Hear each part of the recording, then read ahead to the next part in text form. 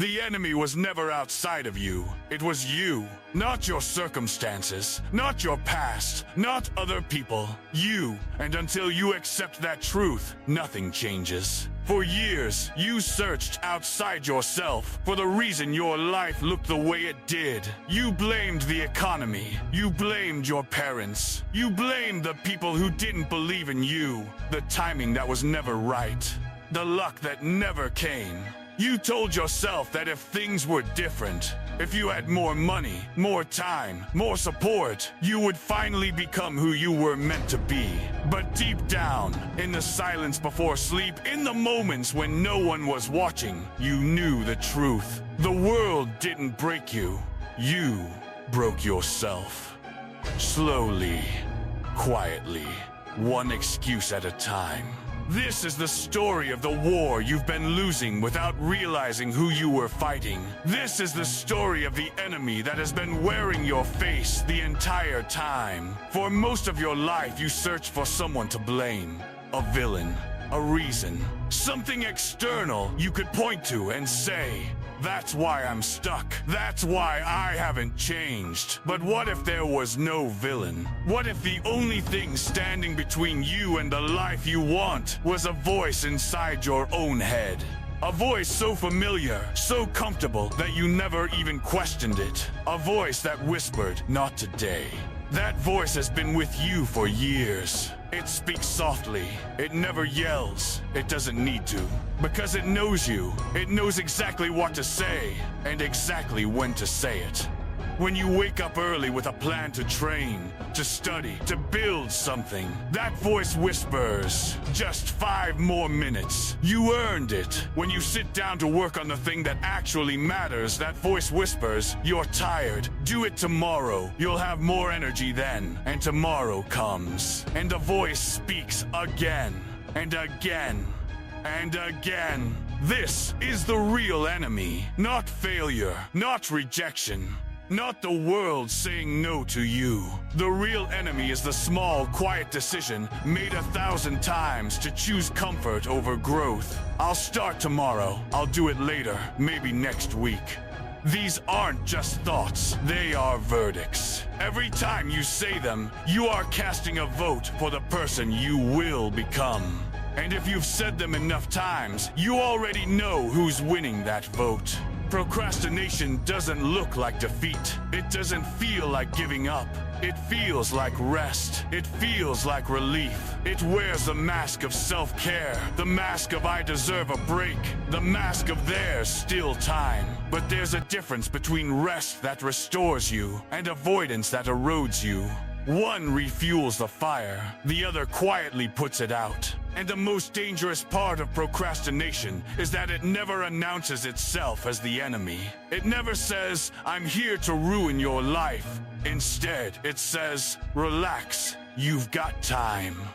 And you believe it. Because it's comfortable. Because it's easy. Because the version of you that wants to grow is louder in your mind. But the version of you that wants comfort is louder in your body. Fear plays the same game. Fear of failure convinces you not to try, because if you don't try, you can't fail. Fear of judgment convinces you to stay invisible, because if no one sees you, no one can criticize you. Fear of the unknown convinces you to stay exactly where you are, because at least here, you know what to expect. But staying where you are isn't safety. It's a slow erosion. It's standing still while the world and your own potential moves on without you. Inconsistency is the final piece of this hidden enemy. You start strong. You feel motivated. For 3 days, maybe 5, maybe even 2 weeks, you do everything right. And then something happens. A bad day. A missed session. A moment of weakness. And instead of continuing, you stop completely. Not because you failed, but because you believe that one broken day meant the whole effort was ruined. This is how self-sabotage operates. Silently, patiently, using your own logic against you. It doesn't attack you in big dramatic moments. It attacks you in small, invisible ones. The ones you don't even notice until years have passed and you're left wondering where the time went. Now we have to go deeper, because understanding the enemy isn't enough. You have to understand what that enemy has been doing to you on the inside. Every time you made a promise to yourself and broke it, something happened beneath the surface. Something quiet. Something you probably didn't notice in the moment, but felt the weight of later. You lost a small piece of trust in yourself. Think about what trust means in a relationship between two people. If someone promises you something and breaks that promise once, twice, 10 times, eventually you stop believing them. You stop expecting them to follow through. You protect yourself by expecting less. Now imagine that relationship is with yourself. Every "I'll start Monday" that turned into 3 months of nothing. Every "this time will be different" that ended exactly the same as last time. Every goal you announced with excitement and abandoned in silence. Each one was a broken promise. And your mind kept score. This is where low confidence really comes from. Not from other people doubting you, but from you no longer believing your own word. When you tell yourself, "I'm going to change," some part of you, the part that's been paying attention all these years, quietly responds, "We've heard this before." That's the wound beneath the wound. It's not just that you haven't achieved what you wanted. It's that you've started to doubt whether you're even capable of following through on anything. And that doubt doesn't stay contained. It bleeds into everything. It shows up as overthinking, replaying decisions over and over because some part of you no longer trusts your own judgment. It shows up as hesitation, waiting for the right moment because deep down you're afraid that even if the moment comes, you'll find a way to waste it like you've wasted others. It shows up as a quiet, persistent feeling that you're somehow behind, watching other people move forward while you stay frozen. Not because you can't move, but because some part of you has lost faith in your ability to keep moving once you start. This is self-betrayal, and it is far more damaging than any external failure could ever be. Because when the world rejects you, you can recover. You can find new opportunities, new paths, new chances. But when you reject yourself over and over, you start to lose the one relationship that everything else depends on. The relationship with the person who has to live in your mind, in your body, in your life, every single day, for the rest of your life. Here is the truth that most people never face. You were not defeated by your circumstances. You were not defeated by other people. You were not even defeated by your fears. You were defeated by repetition, by the slow accumulation of small surrenders, by choosing the version of yourself that feels safe in this moment over the version of yourself that could exist in the future. And the most painful part, no one did this to you. There's no villain to blame, no external force to fight. Which means there's also no external force that needs to change for your life to change. Which brings us to the turning point. There is a moment, and it doesn't arrive with fireworks or sudden clarity. It arrives quietly, usually after a long stretch of exhaustion. After enough nights of lying awake, replaying the same disappointments. After enough mornings of looking in the mirror and feeling a quiet, sinking sense of, "This isn't who I wanted to be." And in that moment, something shifts. Not because life suddenly became easier. Not because the fear disappeared, or the doubt vanished, or the old habit stopped calling your name. It shifts because, for the first time, you stop asking, "Why is this happening to me?" and start asking, "What am I going to do about it?" That single question is the beginning of everything. Because the moment you stop looking outward for someone or something to blame, you start looking inward for the only thing you've ever actually had control over. Your choices, your actions, your discipline. Your response. This is what real ownership means. Not blaming yourself endlessly for the past. That's just another form of self-betrayal dressed up as accountability. Real ownership means acknowledging the past without being chained to it. It means saying, "Yes, I made those choices, and starting now, I'm making different ones. This is where transformation begins. Not in some dramatic movie-style moment, but in the small, unremarkable decisions that no one else will ever see. The alarm goes off, and instead of hitting snooze for the 100th time, you sit up. Not because you feel motivated, you don't, but because you've decided that how you feel no longer gets to make the decision for you.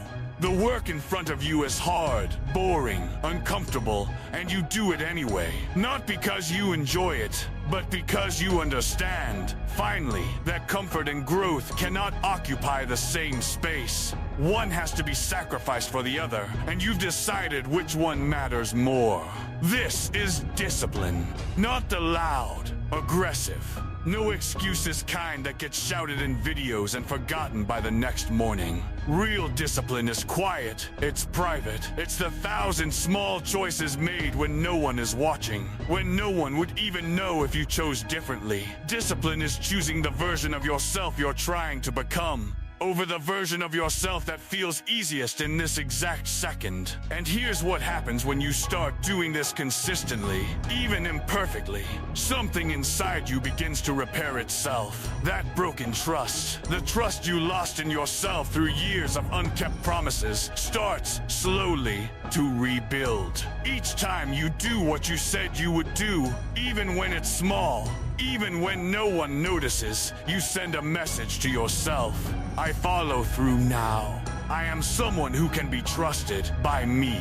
This is identity transformation. It doesn't happen through one big decision. It happens through accumulation. Every early morning, every uncomfortable task completed, every excuse recognized and rejected, every moment of self-doubt acknowledged and acted through anyway. You don't become disciplined and then start acting disciplined. You become disciplined by acting disciplined over and over until it's no longer an act, until it's simply who you are. And slowly, so slowly that you might not even notice it happening, you start to change. You become more focused because you're no longer spending mental energy arguing with yourself about whether to do the work. You become more confident, not because you suddenly believe you're capable of everything, but because you've started proving to yourself in small ways that you follow through. You become calmer because the constant internal conflict, the war between who you are and who you want to be, begins to quiet down. You're not fighting yourself anymore. This is the part most people never reach because it requires something uncomfortable, accepting that the only person who can change your life is you. Not a mentor, not a system, not a perfect set of circumstances. And once you accept that, something powerful happens. You stop waiting. You stop waiting for motivation because you understand now that motivation was never the requirement. Discipline was. You stop waiting for the right time because you've realized that the right time is simply the moment you decide to stop waiting. You stop waiting for life to feel fair because fairness was never the condition for growth. Action was. This is what it means to conquer yourself. Not in some grand mythical sense. Not as a finish line you cross once and never think about again. Conquering yourself is a daily decision. It's choosing, again and again, to act in alignment with the person you're becoming, instead of the person old habits are trying to keep you as. And the moment you start doing this consistently, the external world starts to feel different. Not because it changed, but because you did. Opportunities that seemed out of reach start to feel achievable because you're no longer the same person who once believed they were impossible. Obstacles that used to stop you completely now become just obstacles. Things to work through, not reasons to quit. The fear is still there sometimes, but it no longer controls you. It just exists quietly in the background while you move forward anyway. This is what it means to become unstoppable. Not invincible, not fearless, not immune to struggle. Unstoppable means that no excuse, no fear, no moment of self-doubt has the power to stop you anymore because you've already decided in advance that you're moving forward regardless. The enemy was never outside of you. It was the version of you that kept choosing comfort over growth. The version that kept whispering not today. The version that broke promises to yourself so many times that you forgot what it felt like to trust your own word. But that version of you doesn't have to be the final version. The battle was never against the world. It was never against other people, against circumstances, against bad luck. The battle was always internal, always quiet, always happening in moments no one else could see. And the day you stop fighting the world and start conquering yourself is the day your entire life changes. Not because everything outside of you becomes easier, but because you, finally, become someone who doesn't need it to. The day you stop fighting the world and start conquering yourself is the day your entire life changes. Not because everything outside of you becomes easier, but because you, finally, become someone who doesn't need it to. And maybe right now, as these words settle into you, there's a part of you that feels exposed. Seen, uncomfortable, good. That discomfort is not your enemy. It's the first sign that something inside you is waking up.